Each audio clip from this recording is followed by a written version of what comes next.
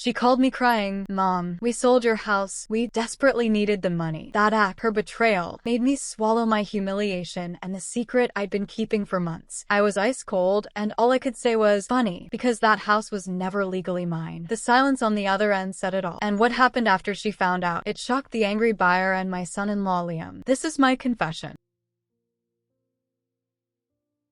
Before we continue, hit like and subscribe, and tell me in the comments what city or state you're watching from. Let me set the scene.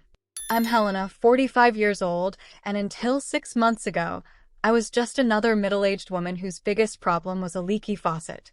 Now, my biggest problem was my daughter, Sophie, 24, and my son-in-law, Liam. They lived in the basement apartment of my quaint little colonial in a decent suburb of Connecticut, a perpetual temporary arrangement that had stretched into 3 years. Their existence, to put it mildly, was a series of get-rich-quick schemes that always ended with me silently covering the gaps.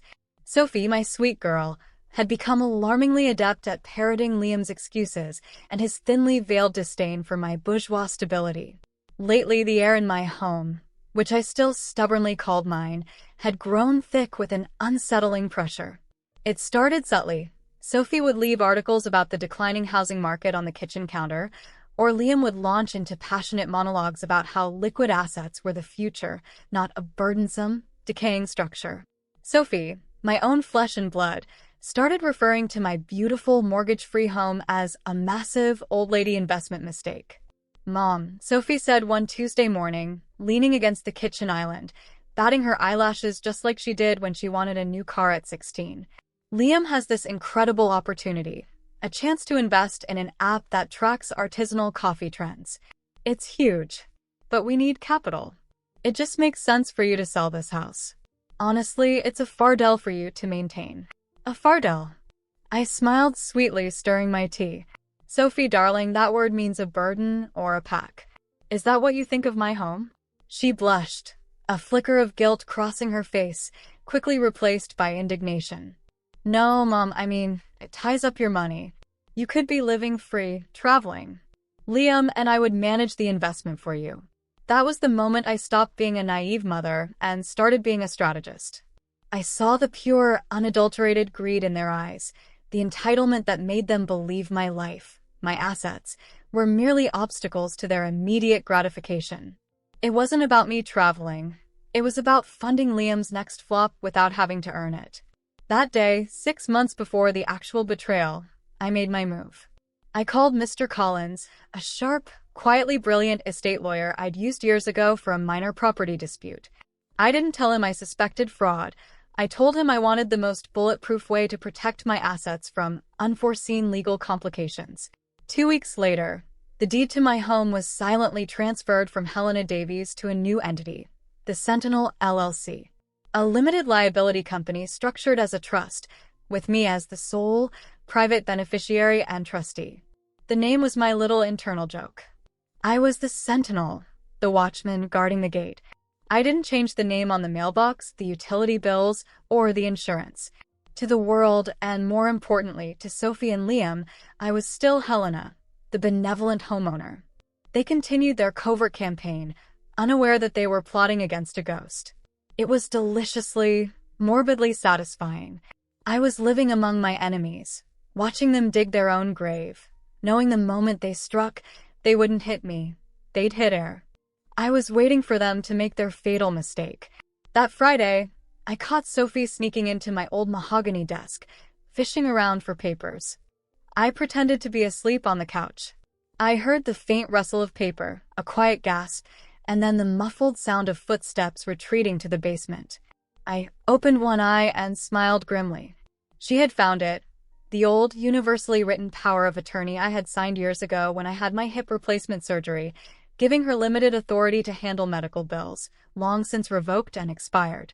She didn't know the difference. Later that night, as I watched cable news in the living room, a whisper drifted up from the air vent. "It's old, but it's signed Liam. We'll just need a good scanner and a little digital magic for the date. It gives me the authority to act on her behalf." I heard Liam's low chuckle, slick and venomous. "We have what we need, Sophie. Go ahead." Mom's too naive to ever check the fine print. I closed my eyes, the irony almost suffocating me. Naivete? Oh, my dears, you're about to find out exactly how much that word doesn't apply to your mother. The plotting intensified immediately. It was like watching two children try to steal a bank by drawing mustaches on their faces and shouting, "Give us the money." The amateur hour of their conspiracy was almost offensive. I maintained my facade of weary, slightly bewildered patience. I would listen to Sophie's vague, annoying calls, always taken behind closed doors, and Liam's sudden, overly polite inquiries about the roof shingles. It was clear they were deep in the process, using the forged power of attorney, POA, and whatever digital tricks Liam could muster to fake my electronic signature on listing agreements and disclosures. They hired a small, discount brokerage firm out of state, the kind of operation that clearly prioritized speed and commission over due diligence. Smart, I thought wryly. They chose someone as desperate as they are. "Mom, I'm just trying to make sure you're okay with all of this upkeep," Sophie said one afternoon, watching me clip roses in the garden. She was dressed up, looking uncharacteristically professional. I sighed dramatically, playing the role of the frail victim. "Oh, sweetie, you're so thoughtful." "Of course, I appreciate it. It just seems so much work. Who would even want this old place?" "Oh, you'd be surprised," she said, quickly looking away. Her eyes were bright with a manic excitement I hadn't seen since she was 10 and convinced she'd won the lottery on a scratch ticket. I had already contacted Mr. Collins, my sentinel, the day after I heard them whispering in the basement. He was appalled by the boldness of the fraud, but fascinated by my long-game strategy. "Helena," he'd said over a secure line, "I've set up a monitoring system. The moment that forged deed crosses into escrow, we'll know, and the system will automatically flag the discrepancy with the Sentinel LLC. The closing company will freeze the funds immediately. You won't lift a finger. They will think they're selling your property, but they'll be transferring a deed to a name that legally hasn't owned the house for half a year." "Perfect, Mr. Collins. I just need to make sure I'm available to help them look for a new place when the time comes. I need to be in the center of the storm, but perfectly dry." And so I started my fake house hunt. I brought them listings for charming one-bedroom apartments an hour outside of town, well within the budget of what they should realistically afford. Sophie would roll her eyes and patronize me. "Mom, don't worry about us. Liam's deal is going to be huge. We'll buy something much, much bigger." Her condescension was now a heavy blanket. She truly believed she was protecting her senile mother from the big bad world by stealing from her. The fraud, unsurprisingly, was effective. The house was listed, photos were taken. I made sure to leave my most unflattering portrait hanging prominently on the wall, just for fun, and within a week, it was under contract. The buyer was an out-of-state investor named Mr. Green, who offered a surprisingly high price and waived the inspection. A classic rushed, desperate transaction, exactly the kind of target Liam and Sophie specialized in. I was sitting on the back porch swing, sipping a Cabernet when the call came. The date was set for the closing. It was swift, digital, and designed for minimal human interaction. The next day, Sophie walked into the living room, her face a carefully constructed mask of sorrow. "Mom," she said, her voice trembling just enough to sound convincing, "I have terrible news." She sat beside me, placing a hand on my knee. "The house, it's been sold. We closed the documents this morning. I'm so sorry. I know how much you love this place, but Liam and I did what we had to do. It's a huge opportunity for us, and it's going to work out for your benefit in the long run. We had to make the tough decision, but it's for our well-being." She pulled me into a hug, a genuine, suffocating one that reeked of guilt and triumph. I stiffened for a moment, letting the bitterness wash over me, before offering a quiet, detached whisper of forgiveness. "It's for your well-being, is it?" I thought, my heart an icy pebble in my chest. Let's see about that. The week that followed was a surreal, two-act play called The Triumph and Humiliation of Helena. I was the lead, delivering a masterful performance of quiet resignation. The hardest part wasn't the planning, it was the emotional reflection. Despite the cold, hard reality of their actions, a part of me, the mother part, ate. I remembered rocking Sophie to sleep in the nursery upstairs, teaching her to ride her bike on the driveway, and how she used to leave me dandelions on my pillow. All those sacrifices, All the years of prioritizing her comfort and safety only to lead to this, a calculated, poorly executed theft. I had raised a viper, and now I had to watch it strike the very stone that raised it. But the strategist in me, the sentinel, felt a growing, grim satisfaction. Justice wouldn't be served by a lecture or a stern talking to, it would be served by their own undoing. I began the meticulous process of moving. To Sophie and Liam, this looked like the sad, slow departure of a defeated woman. In reality, I was preparing my move into a gorgeous, modern apartment complex downtown, a place I had purchased 6 weeks prior using the secure funds and resources of my trust. I wasn't moving out of necessity. I was upgrading my life, freeing myself from 2 emotional parasites, using the exact resources they thought they were stealing. I carefully boxed up my life, making sure to leave behind the furniture they despised but the sentimental items they might remember. I left the expensive yet tasteless sofa that Liam always complained about because it didn't match his aesthetic, and I took my grandmother's delicate lace tablecloth, something money couldn't replace. My final act in the house was in the living room. I retrieved the deed to the Sentinel LLC, the one that had actually transferred the ownership, and copied it. I placed the copy inside a large, stiff, lacquered envelope. I added a small, succinct note, signed simply. I sealed the envelope with a heavy glob of red sealing wax, the kind you only see in bad period dramas. Then I placed this dramatic piece of evidence, my little time capsule of their imminent ruin, directly on the mantelpiece, right over the fireplace. It was impossible to miss. In the final days, Liam and Sophie were insufferable. They spoke in code about their incoming riches, making plans for a trip to the Caribbean and a new BMW. They treated me with a new, sickeningly sweet deference, the way one treats a terminally ill relative from whom they stand to inherit a fortune. "Mom, we'll make sure you're taken care of," Liam announced, patting my shoulder with disgusting confidence. "We might even buy you a little condo near the beach." I almost choked on my ice water. "That's generous of you, Liam. But I'm sure you'll need every penny for that artisanal coffee app." I had to bite my tongue to keep the triumphant laugh from escaping. The day of the closing arrived. They left early, dressed in their hastily purchased power suits, radiating a sickening confidence. I sat by the phone, knitting, waiting for Mr. Collins to confirm the transaction was going through. He texted me exactly 4 words: "Funds successfully frozen. Showtime." It was early evening when they returned. I heard the car door slam. Not the celebratory slam of millionaires, but the frustrated slam of amateurs. They burst through the door, beaming, then deflating. Sophie's face was pale, tight around the mouth. Liam was already pacing. "What is it?" I asked, playing the oblivious mother. "Did the deal go well?" "The deal was great, Mom, great," Liam insisted, rubbing his hands together. "We signed everything. The house is sold. But the money..." Sophie finally spoke, her voice thin. "The wire transfer, it hasn't hit the account yet. The closing company said it's normal paper processing since it was a trust-to-individual sale. But I'm worried." I put down my knitting, a gentle smile spreading across my lips. Trust-to-individual sale. They hadn't even checked the final deed. I stood up, pretending to be supportive, knowing the stage was set for Act 4. "Don't worry, darling," I said, walking to the kitchen to fetch a glass of water. "Maybe you should wait right here. I'm sure the buyer will be here soon enough." The next day was moving day, both mine and Mr. Green's. My personal moving truck, small, discreet, and paid for by the Sentinel LLC, arrived first. I finished packing the few remaining things I actually cared about. I had already arranged for a local charity to pick up the unwanted furniture, but I left the sofa Liam hated, just for spite. The house was empty, silent, waiting for its next, disastrous occupants.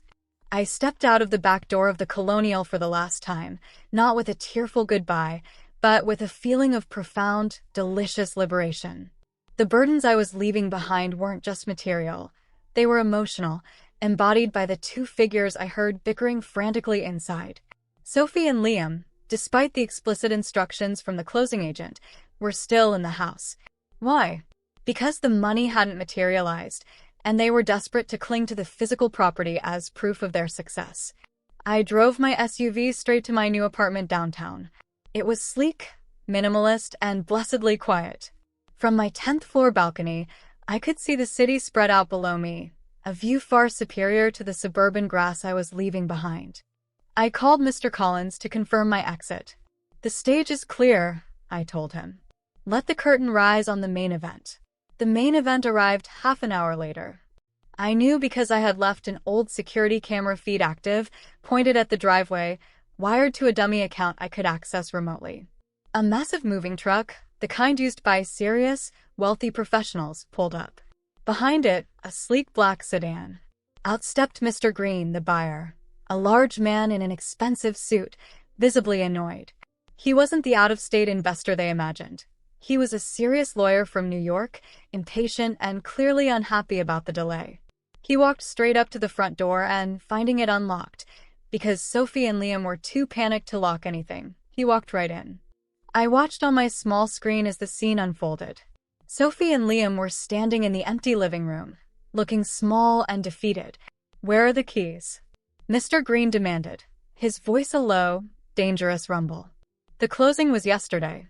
I expected. "Full possession and clean premises." "Who are you two?" Liam, ever the smooth talker, stepped forward, offering a clammy hand. "Mr. Green, I'm Liam, and this is my wife, Sophie. We were the former owner's representatives. There's been a slight snag with the transfer of funds, but we can assure you everything is..." "Snag?" Mr. Green cut him off, his voice rising in volume. "I wired $750,000 yesterday, which was confirmed as received by the title company. And yet, when my agent tried to file the final deed, it was flagged. The seller's name, Helena Davies, doesn't match the legal entity on file. And what's this?" He gestured around the empty room. "This isn't a clean premise. It's a crime scene for bad interior decoration." Sophie, seeing her future crumbling, intervened, her voice high and strained. "Look, my mother is Helena Davies. We were acting on her behalf, under power of attorney. She was just forgetful about the paperwork." Mr. Green just stared at them, his eyes narrowed. He was looking at the room, scanning for details. And then, his eyes landed on my final flourish, the piece de resistance. "What is that?" he asked, pointing directly at the fireplace. "That garish, wax-sealed thing on the mantelpiece? It's supposed to be empty." Sophie and Liam exchanged a terrified look. They had been too preoccupied with the imaginary money to even notice the oversized, red-sealed envelope. Sophie, trembling, walked over and picked it up. She broke the wax with a shaky finger, pulled out the contents, and unfolded the paper. It was a copy of the deed, clearly stamped and dated, identifying the property owner not as Helena Davies, but as the Sentinel LLC. Sophie's eyes scanned the document, then landed on the accompanying note, signed simply, H. She went dead quiet. Liam snatched the paper from her. His jaw went slack as he absorbed the truth. The property they had just sold, the property they thought they had stolen, was never Helena Davies' property to sell. The shock was total, immediate, and wonderfully devastating. Liam's complexion went from flushed ambition to ashen fear in about 3 seconds. "A trust?" Liam stammered, his eyes darting between the document and the furious buyer. "This is some kind of mistake. My mother-in-law, Helena, she signed the listing agreement. This is a mix-up, Mr. Green, I assure you." Mr. Green, however, was no amateur. He was a corporate lawyer and understood the implication of a trust entity immediately. "A mistake," he thundered, tossing the trust deed back onto the mantel. "The only mistake here is a textbook case of wire fraud and attempted grand theft. The funds were flagged because the closing company couldn't legally clear them. You don't own the property, yet you tried to sell it using falsified documents, a fake POA, I presume, and direct the proceeds to an account belonging to you and your wife, Sophie. That's not a mistake. That's a felony." Sophie, who had stood frozen, finally bolted. "The bank. The money. Liam, we need to call the bank now." The focus shifted from the empty house to the empty vault.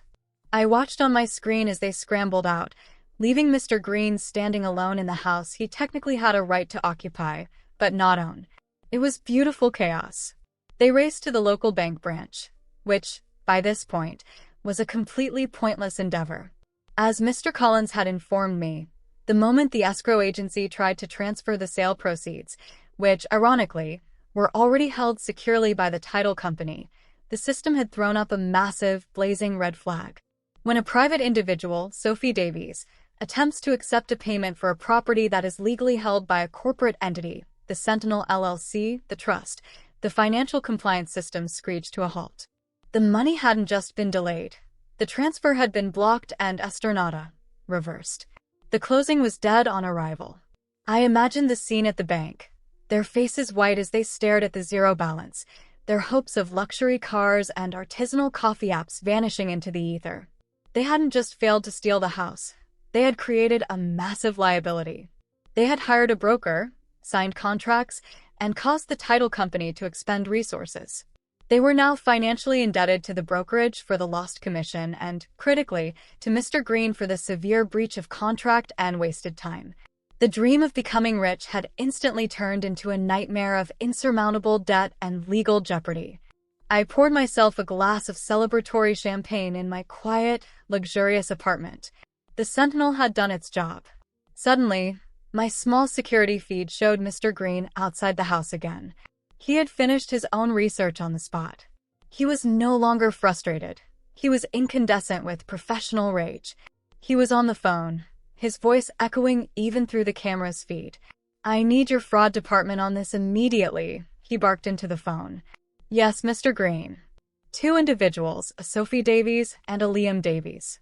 Falsified power of attorney, wire fraud, sale of an asset they did not own. And yes, I want to press charges civilly, and I want the police involved immediately.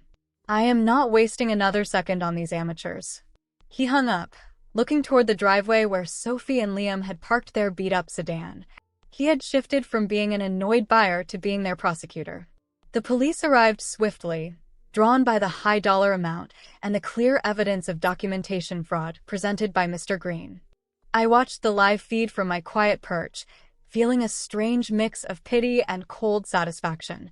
This was the moment of reckoning, the ugly climax of their greed. Sophie and Liam, who had rushed back from the bank, tried to talk their way out of it. They were desperate, pointing fingers and weaving a pathetic tapestry of lies. She knew. Helena authorized this. Liam shouted at the officer, his voice cracking with fear. It was her idea to sell. She's trying to set us up. The police officer, a tall, calm woman, looked unimpressed. Mr. Green here has documentation. He has the deed showing that the property was transferred 6 months ago to a corporate trust, and he has a copy of the letter your mother-in-law left you. Furthermore, the closing company flagged the POA you used as highly suspect and potentially falsified. We're not here to arbitrate a family dispute. We're here regarding a criminal complaint for forgery and wire fraud. Mr. Green stepped forward, presenting the final nail in their coffin. The documents from my lawyer, Mr. Collins, which outlined the legal establishment of the trust, the Sentinel LLC, and confirmed that Helena Davies, the individual, had no legal right to sell the property. Mr. Green then handed over the copy of the ancient POA Sophie had used. The contrast between the legally sound trust documents and the clumsy forgery was stark. Liam finally broke. The sheer weight of the legal reality, not a disappointed mother, but actual police, was too much. He slumped against the wall, covering his face. His arrogance, the very thing that made him think he could outsmart me, vanished, leaving behind a terrified boy. Sophie, however, was fighting. She tried to cry, tried to appeal to the mother in me through the policeman. "I need to talk to my mother. She'll fix this. She always fixes it." I watched the scene with a heart that felt heavy and strangely liberated. The doubt was still there, a nagging voice asking if I had gone too far, but the vision of them selling my security, my entire life savings, without a second thought, solidified my resolve. Justice had to be this sharp, this absolute, for the lesson to sink in. They were arrested, processed, and released hours later on a high bond, facing state charges. Later that evening, the call came. I knew it would. I let it ring twice before answering. The voice on the other end was not the saccharine, condescending tone of the previous week. nor the panicked, entitled shout of the afternoon. It was thin, utterly broken, and filled with genuine imploration. "Mom." It was Sophie. I could hear the residual tears in her voice, the sound of her life shattering around her. I stayed silent, letting her hang on the line, feeling the true weight of her desperation. "Mom, please. We need you. You have to tell them it was a misunderstanding. You have to tell the police that you approved the sale. Just say you forgot you put it in the trust. I'm begging you, Mom, please. Please say it was a mistake." I finally spoke, my voice low and steady, stripped of all emotion. "Sophie, darling, I haven't said a single word to the police. I haven't even told Mr. Green that I am your mother. This is entirely between you, Liam, and the state of Connecticut." I paused, letting the finality sink in. "And honestly, I'm not sure which of those three you've disappointed more." The desperation of the condemned is a terrifying thing to witness, especially when it's your own child. Sophie and Liam, facing criminal charges, massive civil liability from Mr. Green, and total financial ruin, were beyond reason. They needed a scapegoat, and I was the nearest one. I hadn't officially given them my new address, but in a moment of calculated weakness, or perhaps just a final twisted test, I had mentioned the general location of my luxury complex to Sophie during her pleading call. They found me 2 days later, bursting into my beautiful, sun-drenched apartment like a whirlwind of fear and rage. The apartment itself was the first shock. The high ceilings, the panoramic city view, the minimalist designer furniture, it was a world away from the charming but dated colonial they had grown up in and then tried to steal. They stood there, disheveled and frantic, staring at the evidence of the comfortable, secure life I had secured for myself, one they had tried to strip away. "You," Liam spat, pointing a shaky finger. "You've been playing us. This whole time. You let us move forward, knowing the whole damn house was in a trust." I was sitting on my pristine, dove-gray sofa, reading a novel, sipping a perfectly brewed espresso. I closed the book, placing it neatly on the side table. I was dressed in silk and cashmere. I was calm. They were not. "Do sit down, children," I said, indicating the 2 empty chairs. "Or you can stand. It makes no difference to me." Sophie was sobbing, her composure completely gone. "Why, Mom? Why would you do this to us? I'm your daughter. We could go to jail. You made us look like criminals." "You made yourselves look like criminals, Sophie," I corrected gently. "I merely created a legal defense mechanism. I set up the Sentinel LLC precisely to protect myself from the pattern of behavior I witnessed from both of you. You didn't just ask for money. You attempted to steal my entire foundation using falsified documents. That is not a misguided investment. That is calculated betrayal." I stood up and walked to my desk, retrieving a slim manila folder. The quiet tap-tap-tap of my heels on the marble floor seemed deafening in the silence. Liam stepped toward me, his face contorted. "You call that protection? It's cruelty. You stood by and watched us risk our lives, our freedom, just to teach us some twisted lesson. You're heartless, Helena." I stopped, the folder held loosely in my hand. I looked at Liam, then at my weeping daughter, and felt a profound, ice-cold disappointment. "Cruelty?" I echoed, the irony sharp enough to cut glass. "Let's discuss cruelty, shall we, Liam? You accuse me of standing by and watching. I assure you, I was doing far more than standing by." I extended the folder to him. He snatched it, confusion replacing rage as he opened it. The folder contained a detailed financial breakdown, bank statements, and canceled checks. It was a complete dossier of his last 4 failed businesses: the crypto scheme, the essential oil pyramid, the artisanal coffee app research phase, and the defunct dog-walking franchise. "That," I said, pointing to the bottom line, "is the total of the debts I have quietly and anonymously paid off for you 2 over the last 2 years, just to keep you afloat and safe from loan sharks and lawsuits. I cleaned up your messes 3 times. I paid off your credit cards. I kept you out of real trouble." I looked straight at my daughter, whose eyes were wide with a dawning horror. "You thought I was naive, Sophie. You thought I was a burden. You thought I was stupid enough to let you sell my future. But every step you took toward betrayal, I took 2 steps toward securing my freedom. I watched Liam's face fall as he understood the full depth of his failure and my control.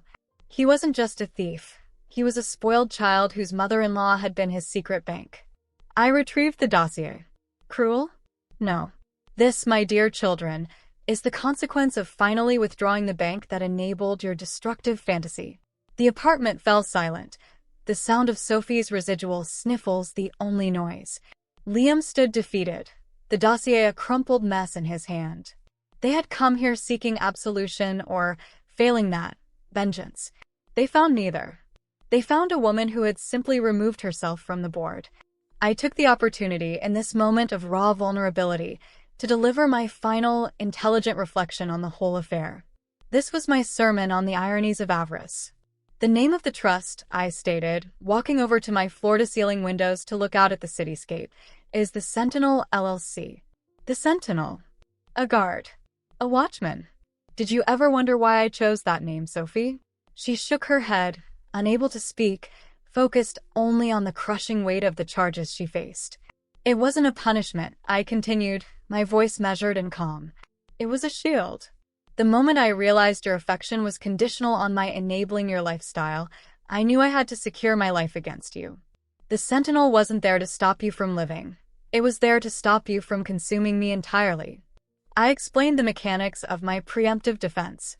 The transfer of the deed was the legal lock. But I also revealed the extent of my monitoring. Remember that antique lamp in the living room? The one I insisted on keeping? I asked, turning back to them. It had a small, inconspicuous camera.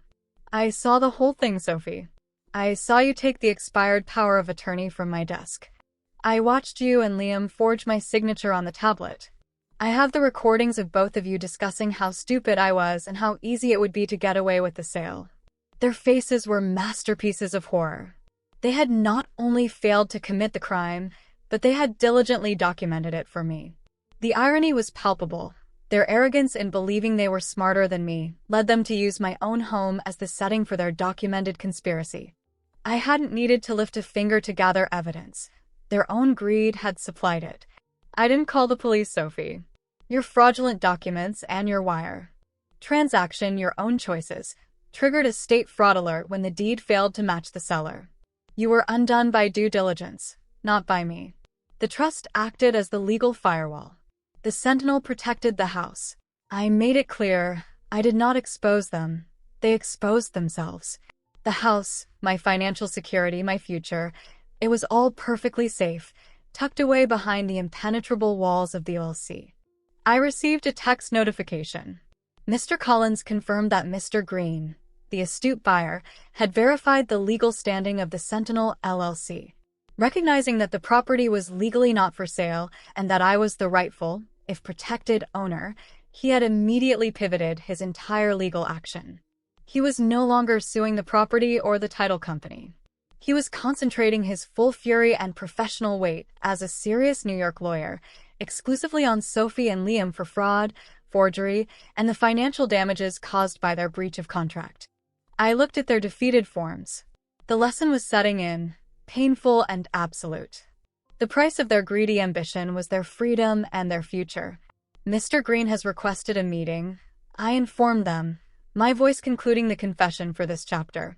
He's done with the house. He's only interested in justice. I believe you should prepare yourselves for that encounter. The meeting took place the following week at Mr. Collins' downtown law office, a fortress of mahogany and legal documents. It was me, Mr. Collins, Mr. Green, and his own legal counsel. Sophie and Liam were not present.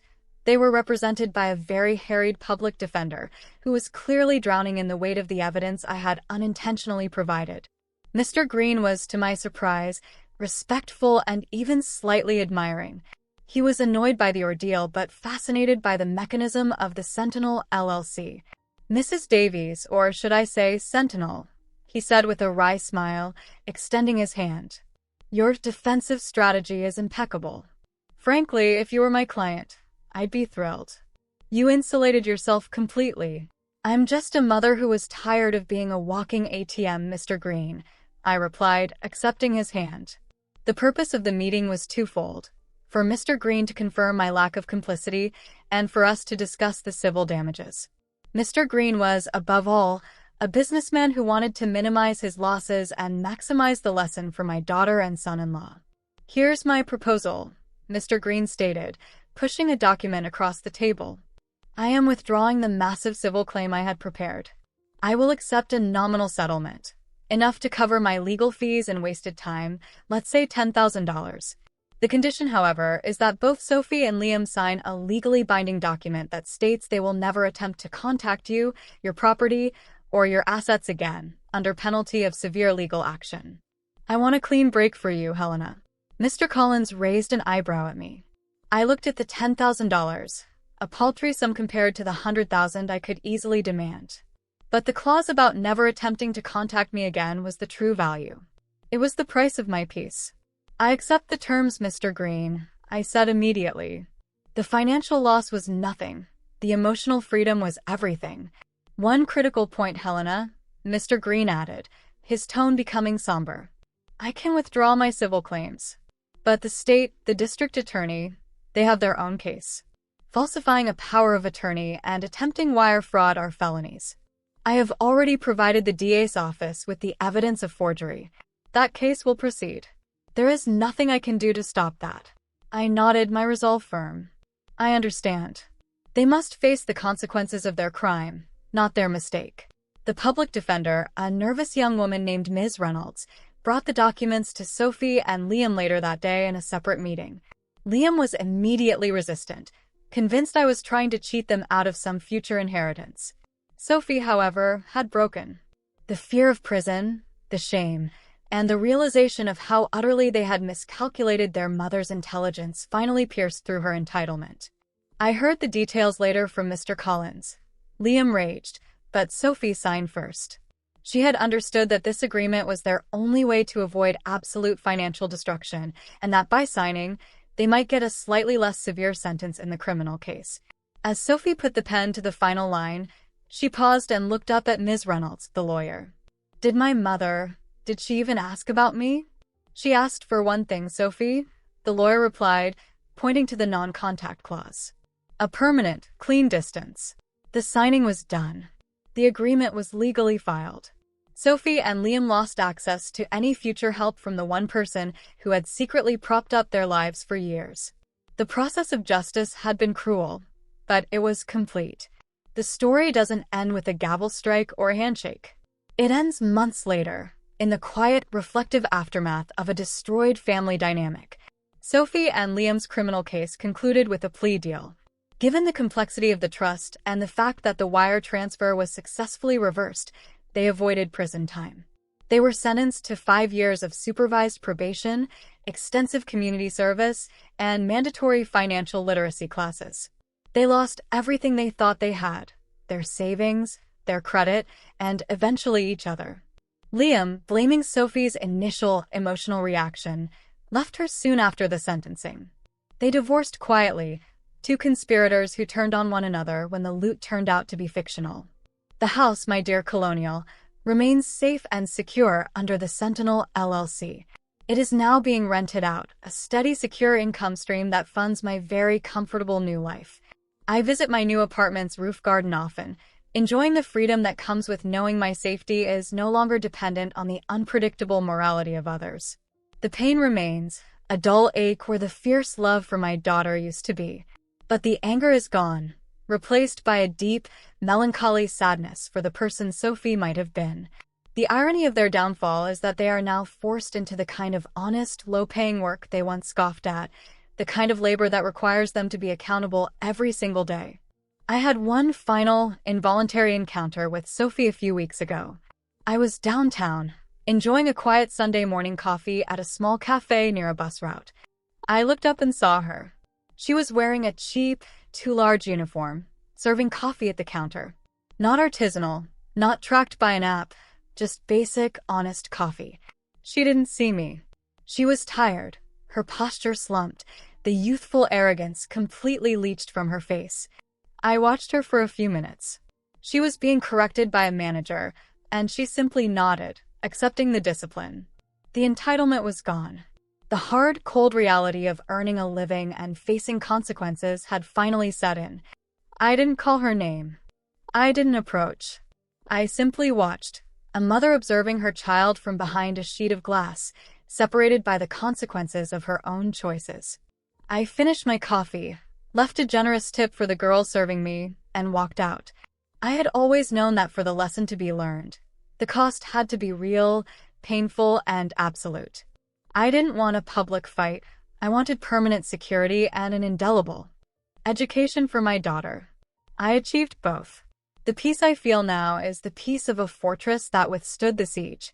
The loneliness is the tax I pay for that peace. It's a strange justice. I lost a daughter, but I gained myself, my security, my respect, and my freedom. I sometimes wonder if she will ever truly understand that my cruelty was the final act of a love that refused to destroy itself by enabling a toxic, greedy lie. I whisper it to the camera now, a final thought for my confession, as I look out over the city lights from my quiet tower. I lost a daughter, but I gained myself. And as they say, some lessons are expensive. Too expensive to ever forget.